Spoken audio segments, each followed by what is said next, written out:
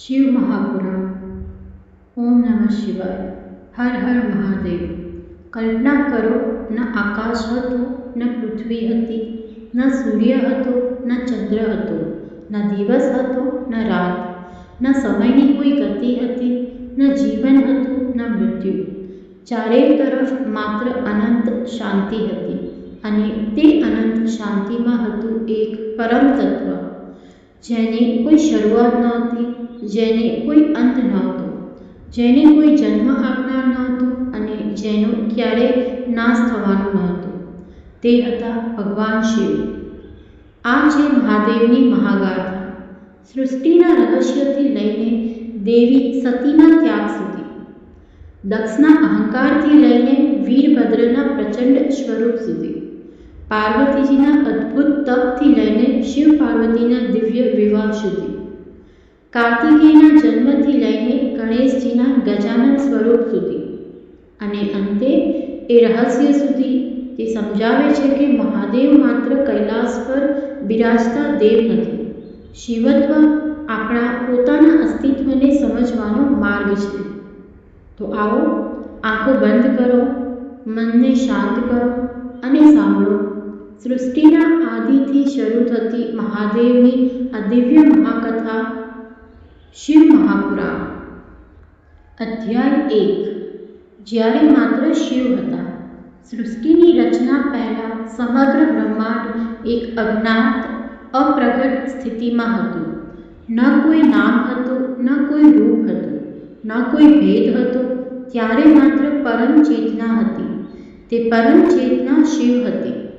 शिवनो अर्थ मात्र एक नाम नथी। शिवनो अर्थ छे कल्याण। शिवनो अर्थ छे शाश्वत चेतना। शिवनो अर्थ छे जे परिवर्तनथी पर छे। समय पसार थयो के नहीं तेनो पण कोई अर्थ न हतो, कारण के समयनी शरूआत ज थई नहोती। पछी आ अनंत चेतनामांथी एक दिव्य स्पंदन प्रगट थयुं, एक पवित्र ध्वनि ओम। ए ज ओंकार अने आ दिव्य नाद साथे सृष्टिना विस्तरणनो प्रारंभ थयो। पंच महाभूतनुं प्रागट्य थयुं। आकाश, वायु, अग्नि, जल अने पृथ्वी। सृष्टिना विविध कार्यों माटे दिव्य शक्तिओनुं प्रागट्य थयुं। सर्जन माटे ब्रह्मा, पालन माटे विष्णु अने संहार तथा परिवर्तनना तत्व माटे रुद्र। परंतु एक प्रश्न हजू बाकी हतो। आ बधानो आरंभ क्यांथी थयो? सर्वोच्च कोण छे? आ प्रश्ननो जवाब आपवानी एक अद्भुत घटना जे आपणे अध्याय 2 मां जोईशुं। अध्याय 2। अनंत ज्योति स्तंभनुं रहस्य। एक समये ब्रह्माजी अने विष्णुजी वच्चे सर्वोच्चतानो प्रश्न थयो। कोण महान? कोण पहला? कोण आ समग्र सृष्टिनुं मूळ? त्यारे अचानक तेमनी वच्चे एक दिव्य ज्योतिस्तंभ प्रगट थयो। एवो प्रकाश जेनो कोई आदि देखातो न हतो अने कोई अंत पण देखातो न हतो। प्रकाश ऊपर अने ऊपर ज जतो हतो अने नीचे अनंत सुधी विस्तरतो हतो। ब्रह्माजीए कह्युं, हूँ आ ज्योतिनो आरंभ शोधीश, अने विष्णुजीए कह्युं, हूँ तेनो अंत शोधीश। ब्रह्माजी उपरनी दिशामां आगळ वध्या, विष्णुजी नीचेनी दिशामां। परंतु केटलो समय पसार थयो, केटલું अंतर काप्युं, तेनो कोई अंत न आव्यो। अनंत प्रकाश अनंत ज रह्यो। अंते विष्णुजी समजी गया, आ दिव्य शक्तिनी सीमा शोधवी शक्य नथी। તેમણે નમ્રતાથી સ્વીકાર્યું કે તેઓ અંત શોધી શક્યા નથી। ત્યારે તે અનંત જ્યોતિમાંથી ભગવાન શિવ પ્રગટ થયા। તેમણે સમજાવ્યું, જે અહંકાર છોડીને સત્યને સ્વીકારે છે તે જ જ્ઞાનની નજીક પહોંચે છે।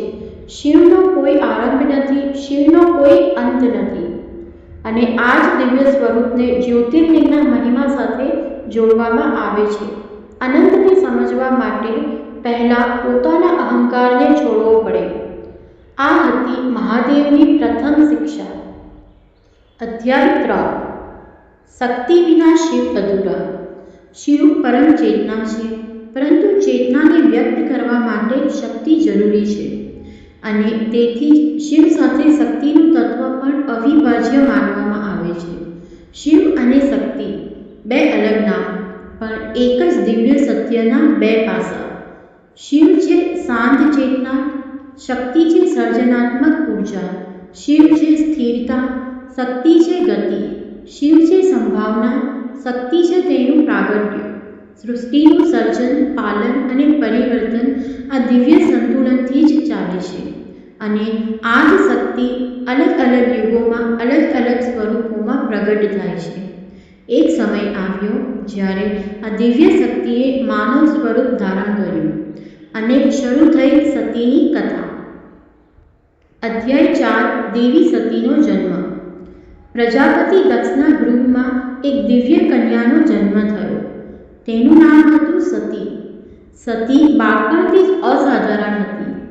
તેમના મનમાં સંસારના વૈભવ કરતાં ભગવાન શિવના પ્રત્યેની ભક્તિ ખૂબ જ વધારે હતી. જેમ જેમ તેઓ મોટા થતા ગયા તેમ તેમ તેમના હૃદયમાં એક જ ઈચ્છા પ્રબળ બનતી ગઈ, ભગવાન શિવને પોતાના પતિ સ્વરૂપે પ્રાપ્ત કરવાની. દક્ષને શિવનો જીવન માર્ગ પસંદ ન હતો. શિવ રાજમહેલોમાં રહેતા ન હતા. તેમને વૈભવની જરૂર ન હતી.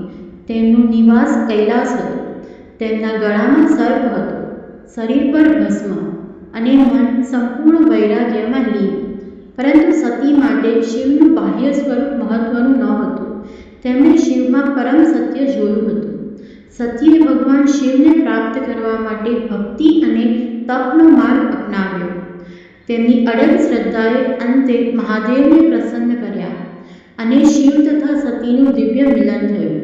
સમગ્ર સૃષ્ટિ આનંદિત થઈ, કારણ કે આ માત્ર એક લગ્ન નહોતા, આ શિવ અને શક્તિનું પુનર્મિલન હતું. પણ દરેક દિવ્ય કથામાં એક પરીક્ષા આવે છે અને આ પરીક્ષાનું કારણ બન્યો અહંકાર. અધ્યાય 5 દક્ષનો અહંકાર. પ્રજાપતિ દક્ષને પોતાની પ્રતિષ્ઠા અને સ્થાન પર ગર્વ હતો. તેમને ભગવાન શિવનો સરળ અને વૈરાગી સ્વભાવ સમજાતો ન હતો. સમય જતાં આ અણગમો અહંકારમાં બદલાયો. એક દિવસ દક્ષે એક વિશાળ યજ્ઞનું આયોજન કર્યું. દેવતાઓને આમંત્રણ મળ્યું, ઋષિઓને આમંત્રણ મળ્યું, અનેક દિવ્ય શક્તિઓને આમંત્રણ મળ્યું, પરંતુ ભગવાન શિવને આમંત્રણ આપવામાં આવ્યું નહીં. દેવી સતીને આ વાતની જાણ થઈ. તેમના મનમાં દુઃખ થયું. પિતાના ઘરે યોજાતા યજ્ઞમાં જવા માટે શું આમંત્રણ જરૂરી છે? સતી યજ્ઞ સ્થળે પહોંચી, પરંતુ ત્યાં તેમણે અનુભવ્યું કે તેમના પિતા ભગવાન શિવ પ્રત્યે સન્માન રાખતા નથી. પતિનું અપમાન આ દેવી સતી માટે અત્યંત પીડાદાયક હતું. તેમણે સમજ્યું કે અહંકાર મનુષ્યને કેટલો અંધ બનાવી શકે છે. જ્યાં પ્રેમ અને સન્માન હોવું જોઈએ, ત્યાં અપમાન અને દ્વેષ ઊભા થઈ ગયા હતા. દક્ષના વર્તને સતીના હૃદયને ઊંડો આઘાત પહોંચાડ્યો અને પછી બની એક એવી ઘટના જેમણે સમગ્ર સૃષ્ટિને હચમચાવી દીધી. સતી પોતાના પિતાના અહંકાર અને ભગવાન શિવના અપમાનને સહન કરી શકી નહીં. તેમણે પોતાના દેહનો ત્યાગ કર્યો. આ ઘટના પછી સમગ્ર વાતાવરણ જાણે કે શોકમાં ડૂબી ગયું. અને જ્યારે આ સમાચાર કૈલાસ સુધી પહોંચ્યા ત્યારે મહાદેવનું હૃદય પણ વ્યથાથી ભરાઈ ગયું. શિવની શાંતિ હવે પ્રચંડ ક્રોધમાં પરિવર્તિત થવાની હતી. અધ્યાય 6 વીરભદ્રનો પ્રાદુર્ભાવ. ભગવાન શિવને જ્યારે સતીના વિયોગ અને અપમાનની જાણ થઈ ત્યારે તેમનો ક્રોધ પ્રચંડ બની ગયો. કૈલાસની શાંતિ જાણે કે ભંગ થઈ ગઈ. દેવતાઓ પણ આ ઘટનાની ગંભીરતા સમજી ગયા. શિવના ક્રોધમાંથી એક ભયંકર અને શક્તિશાળી યોદ્ધા પ્રગટ થયા, વીરભદ્ર. તેમણે દક્ષના યજ્ઞ સ્થળે જવાની આજ્ઞા આપવામાં આવી. વીરભદ્ર પ્રચંડ શક્તિ સાથે યજ્ઞ સ્થળે પહોંચ્યા. ત્યાં અહંકારથી ભરાયેલા દક્ષના યજ્ઞનો વિનાશ થયો. આ પ્રસંગ માત્ર ક્રોધની કથા નથી, આ એક સંદેશ છે. જ્યારે અહંકાર ધર્મના નામે અન્યાય કરે છે ત્યારે તેનો અંત નિશ્ચિત છે. પરંતુ ભગવાન શિવ માત્ર સંહારક નથી, તેઓ કલ્યાણકારી પણ છે. દક્ષને અંતે પોતાના અહંકારની ભૂલ સમજાઈ. આ કથા આપણને શીખવે છે કે ક્ષમા પહેલા ભૂલનો સ્વીકાર જરૂરી છે અને અહંકાર કરતાં વિનમ્રતા હંમેશા મહાન છે. પરંતુ શિવના જીવનમાં સતીનો વિયોગ હવે એક નવી કથાનો માર્ગ તૈયાર કરી રહ્યો હતો. શક્તિ ફરીથી અવતરવાની હતી, આ વખતે પાર્વતી તરીકે. અધ્યાય 7. હિમાલયના ઘરે પાર્વતીનો જન્મ. સમય પસાર થયો. હિમાલય અને મેનાના ગૃહમાં એક દિવ્ય કન્યાનો જન્મ થયો. તે હતી પાર્વતી, પર્વતરાજની પુત્રી એટલે કે પાર્વતી. પરંતુ તેમના હૃદયમાં રહેલું દિવ્ય તત્વ સતીના અસ્તિત્વ સાથે જોડાયેલું હતું. બાળપણથી જ પાર્વતીજી ભગવાન શિવ પ્રત્યે આકર્ષિત હતા. તેમના જીવનનો માર્ગ જાણે પહેલેથી જ નક્કી હતો. બીજી તરફ ભગવાન શિવ સતીના વિયોગ પછી ગહન ધ્યાનમાં લીન હતા. તેમને સંસારના કોઈ સંબંધમાં રસ ન હતો. દેવતાઓ ચિંતિત હતા, કારણ કે એક ભયંકર અસુર તારકાસુર પોતાની શક્તિથી દેવતાઓને પરેશાન કરતો હતો અને તેને મળેલા વરદાન અનુસાર તેનો અંત એક વિશેષ દિવ્ય પરિસ્થિતિથી જ શક્ય હતો. દેવતાઓને સમજાયું કે શિવ અને શક્તિનું મિલન ફરીથી જરૂરી છે, પરંતુ મહાદેવને ફરીથી સંસાર તરફ કેવી રીતે વાળવા? આ પ્રશ્નનો જવાબ હતી પાર્વતીની અડગ ભક્તિ. અધ્યાય 8. પાર્વતીજીનું અદ્ભુત તપ. પાર્વતીજી જાણતા હતા કે ભગવાન શિવને પ્રાપ્ત કરવું સરળ નથી. તેમણે કોઈ રાજસી માર્ગ પસંદ કર્યો નહીં, કોઈ વૈભવનો સહારો લીધો નહીં. તેમણે તપનો માર્ગ પસંદ કર્યો. દિવસો પસાર થયા, મહિનાઓ પસાર થયા. તેમનું મન એક જ નામમાં સ્થિર રહ્યું, શિવ, શિવ, શિવ. તેમની ભક્તિમાં કોઈ સ્વાર્થ ન હતો, કોઈ ભય ન હતો, કોઈ શંકા ન હતી, માત્ર અડગ વિશ્વાસ હતો. દેવતાઓ પણ તેમના તપને જોઈ આશ્ચર્યચકિત થઈ ગયા. અંતે ભગવાન શિવે પાર્વતીજીની પરીક્ષા લેવાનું નક્કી કર્યું. કથાઓમાં વર્ણવાય છે કે શિવે તેમના પ્રેમ અને નિશ્ચયની ઊંડાઈને પરખી, પરંતુ પાર્વતીજીનો જવાબ અડગ હતો. મારા માટે ભગવાન શિવ જ પરમ સત્ય છે. અંતે મહાદેવ પ્રસન્ન થયા અને ફરી એકવાર શિવ અને શક્તિનું મિલન નિશ્ચિત થયું. અધ્યાય 9. શિવ પાર્વતીનો દિવ્ય વિવાહ. હિમાલયના પ્રદેશમાં દિવ્ય ઉત્સવનું વાતાવરણ હતું. દેવતાઓ, ઋષિઓગણો અને વિવિધ દિવ્ય શક્તિઓ આ મહાન પ્રસંગના સાક્ષી બન્યા. ભગવાન શિવની બારાત આવી. શિવનું સ્વરૂપ અનોખું હતું. કોઈ રાજસી દેખાવ ન હતો. સાથે હતા તેમના ગણો, ભૂત પ્રેત અને વિવિધ અનોખા સ્વરૂપો ધરાવતા શિવગણ. પરંતુ આ બાહ્ય સ્વરૂપની પાછળ હતા પરમ મહાદેવ, વૈરાગ્યના સ્વામી, કરુણાના સાગર. પાર્વતીજીનો શિવ સાથે વિવાહ થયો. આ દિવ્ય લગ્ન માત્ર પતિ પત્નીનો સંબંધ ન હતો. આ સમગ્ર સૃષ્ટિના સંતુલનનું પ્રતીક હતું. ચેતના અને શક્તિનું મિલન, સ્થિરતા અને ગતિનું મિલન. શિવ અને શક્તિ ફરી એક થયા અને હવે સૃષ્ટિમાં એક નવા યુગની શરૂઆત થવાની હતી. અધ્યાય 10. કાર્તિકેયનો જન્મ અને તારકાસુરનો અંત. તારકાસુર નામના એક રાક્ષસનો આતંક વધી રહ્યો હતો. દેવતાઓ ખૂબ જ ચિંતિત હતા. શિવ અને પાર્વતીના દિવ્ય સંયોગથી એક એવી શક્તિનું પ્રાગટ્ય થયું જે દેવસેનાનું નેતૃત્વ કરી શકે. આ દિવ્ય શક્તિ કાર્તિકેયના સ્વરૂપમાં પ્રગટ થઈ. કાર્તિકેય, સ્કંદ, કુમાર, મુર્ગન, અલગ અલગ નામો, પણ એક જ દિવ્ય શક્તિ. તેમને યુદ્ધ અને જ્ઞાન બંનેમાં પારંગત માનવામાં આવે છે.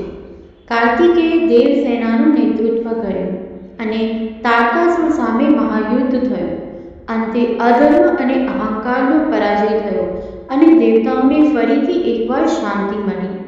આ કથા શીખવે છે કે શક્તિનો જન્મ હંમેશા વિનાશ માટે નથી. ક્યારેક શક્તિનો ઉપયોગ ધર્મ અને સંતુલનની રક્ષા માટે થાય છે. અધ્યાય 11 ગણેશજીનો જન્મ. એક દિવસ દેવી પાર્વતીએ પોતાના ગૃહની રક્ષા માટે એક દિવ્ય પુત્રની રચના કરી. તે પુત્ર હતા ગણેશ.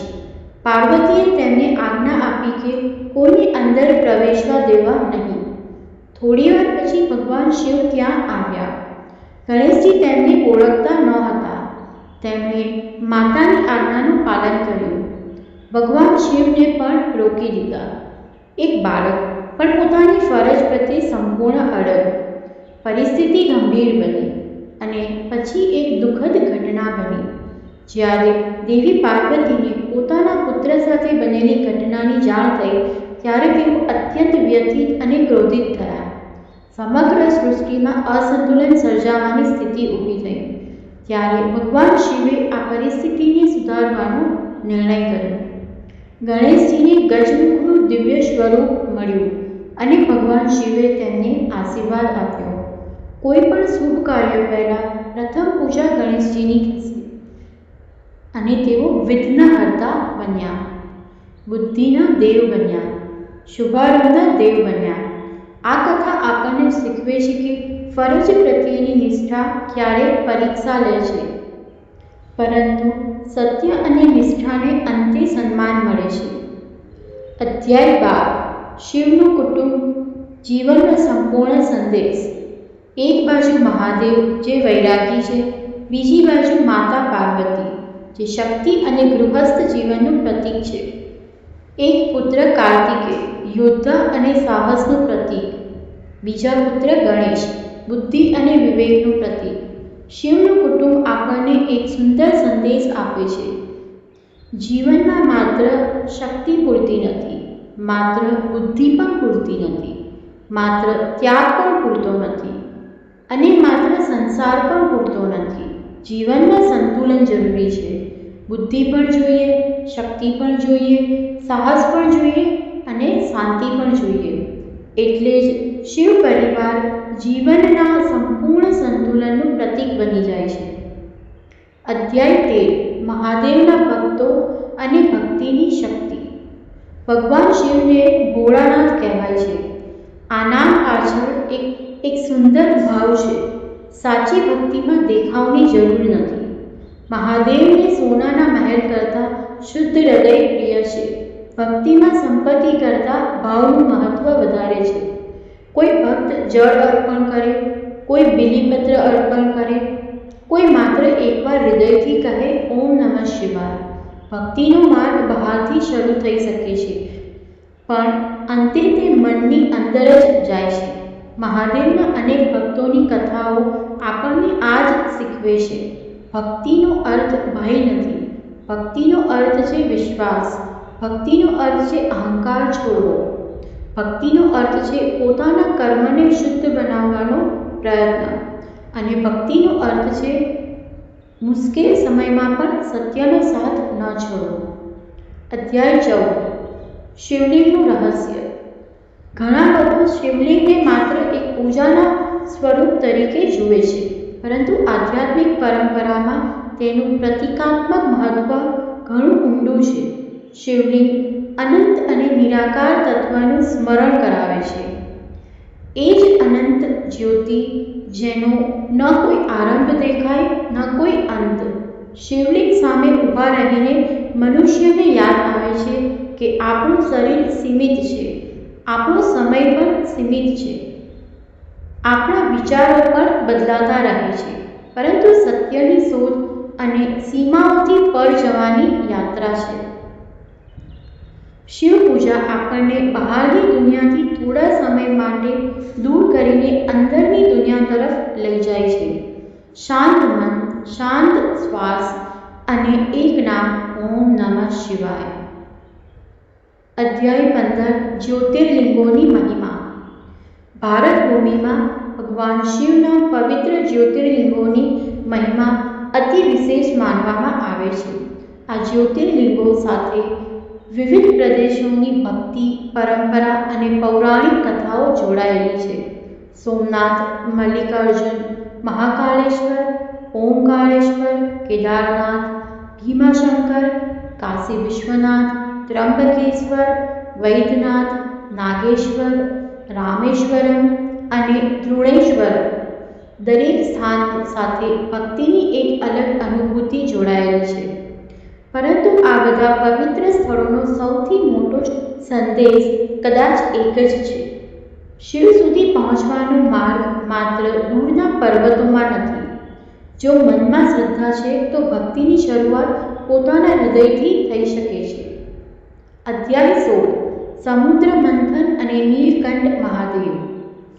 એક સમયે દેવો અને અસુરો વચ્ચે સમુદ્ર મંથન થયું. સમુદ્રમાંથી અનેક દિવ્ય વસ્તુઓ બહાર આવી. પરંતુ એક સમયે એક ભયંકર વિષ પ્રગટ થયું. તે વિષના પ્રભાવથી સમગ્ર સૃષ્ટિ સંકટમાં આવી શકે તેમ હતું. દેવો અને અસુરો બંને ચિંતિત થયા. કોણ આ સંકટમાંથી સૃષ્ટિને બચાવશે? ત્યારે બધા મહાદેવ પાસે પહોંચ્યા. શિવે કોઈ ભેદ જોયો નહીં, ન દેવ ન અસુર. તેમણે માત્ર સૃષ્ટિને જોઈ. સમગ્ર વિશ્વના કલ્યાણ માટે તેમણે તે ભયંકર વિષ પોતાના કંઠમાં ધારણ કર્યું. દેવી પાર્વતીએ પણ મહાદેવના આ કાર્યમાં સહયોગ આપ્યો. વિષ તેમના કંઠમાં સ્થિર રહ્યું અને ત્યારથી મહાદેવ નીલકંઠ તરીકે પ્રસિદ્ધ થયા. આ કથા શિવત્વનો એક અત્યંત ઊંડો સંદેશ આપે છે. સાચો મહાન વ્યક્તિ ક્યારેક બીજા લોકોના કલ્યાણ માટે મુશ્કેલીનો ભાર પોતાના પર લે છે. પણ શિવ આપણને આ પણ શીખવે છે કે વિષને ગળી જવું જ જરૂરી નથી. તેને જીવનના કેન્દ્ર સુધી પહોંચવા દેવું પણ નહીં. વિષને કંઠ સુધી રોકવો એટલે દુઃખને ઓળખવું, પણ તેને પોતાની આત્મા પર રાજ કરવા ન દેવું. અધ્યાય 17 મહાદેવનું તાંડવ. શિવને નટરાજ પણ કહેવામાં આવે છે. તેમનું તાંડવ માત્ર વિનાશનું પ્રતીક નથી, તે પરિવર્તનનું પ્રતીક છે. જે જૂનું છે અને હવે ઉપયોગી નથી તેનો અંત જરૂરી છે. જે અસત્ય છે તેનું પરિવર્તન જરૂરી છે. જે અહંકાર છે તેને તૂટવું જરૂરી છે અને જે સત્ય છે તે ફરીથી પ્રગટ થવું જરૂરી છે. સૃષ્ટિમાં સતત પરિવર્તન ચાલે છે.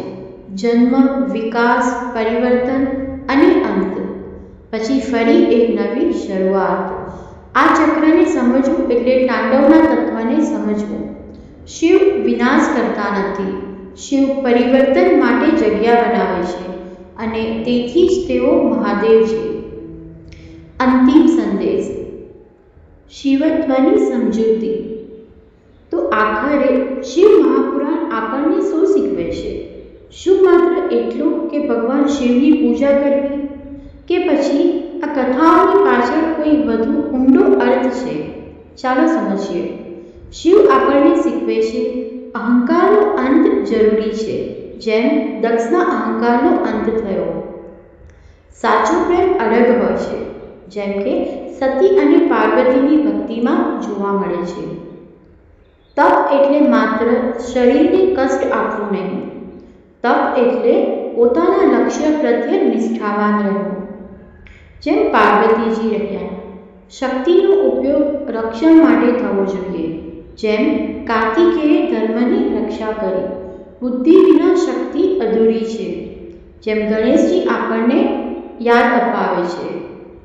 અને સૌથી મહત્વની વાત, જીવનમાં વિષ આવશે, દુઃખ આવશે, અપમાન આવશે, વિષયોગ આવશે, વિયોગ આવશે, પરિવર્તન આવશે, પરંતુ મહાદેવનો માર્ગ આપણને શીખવે છે શાંત રહો, સત્યને ઓળખો, અહંકાર છોડો, કર્મ કરતા રહો અને પોતાના અંદર રહેલી ચેતનાને ઓળખવાનો પ્રયત્ન કરો. કારણ કે શિવત્વ બહારની કોઈ વસ્તુ નથી. શિવત્વ એ અંદરની યાત્રા છે. જ્યારે મનનો અહંકાર શાંત થાય છે, જ્યારે હૃદયમાં કરુણા જન્મે છે, જ્યારે જીવનમાં સંતુલન આવે છે, જ્યારે આપણે સત્યને સ્વીકારવાની હિંમત કરીએ છીએ, ત્યારે કદાચ આપણે શિવત્વની એક નાની ઝલક અનુભવીએ છીએ. અને કદાચ એ જ મહાદેવનો સૌથી મોટો સંદેશ છે. શિવ સર્વત્ર છે, પ્રકૃતિમાં છે, શાંતિમાં છે, પરિવર્તનમાં છે અને આપણા પોતાના અસ્તિત્વમાં પણ છે. તો આજે એક ક્ષણ માટે ચાલો આંખો બંધ કરો, ધીમે ધીમે શ્વાસ લો અને હૃદયથી બોલો ઓમ નમઃ શિવાય. મહાદેવ તમારા જીવનમાં શાંતિ આપે, તમારા મનમાંથી ભયને દૂર કરે, તમને સાચા માર્ગ પર ચાલવાની શક્તિ આપે અને તમારા હૃદયમાં શિવત્વનો પ્રકાશ પ્રગટ કરે. હર હર મહાદેવ, જય ભોલેનાથ, ઓમ નમઃ શિવાય. જો તમને મહાદેવની આ દિવ્ય મહાકથા ગમી હોય તો આ વિડીયોને લાઈક જરૂર કરજો, તમારા પરિવાર અને મિત્રો સાથે શેર જરૂર કરજો અને આવી જ પૌરાણિક તથા આધ્યાત્મિક કથાઓ માટે ચેનલને સબસ્ક્રાઇબ કરવાનું ભૂલશો નહીં. ફરી મળીશું એક નવી દિવ્ય કથા સાથે. ત્યાં સુધી હર હર મહાદેવ, ઓમ નમઃ શિવાય. આવજો.